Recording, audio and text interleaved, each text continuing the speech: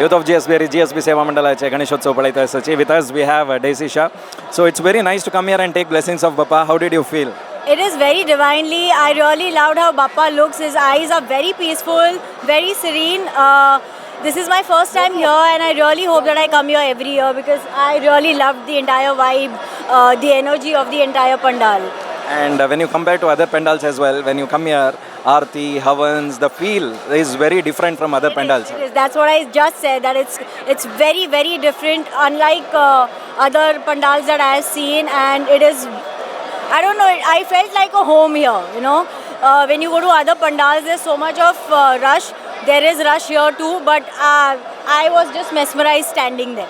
And it said once you come here, Bappa will call you again and again. Every year you will be here. Fingers crossed. It will be my honor to be here every year and greet him. All the best for your movies as well. Thank you so much. Thank you so much.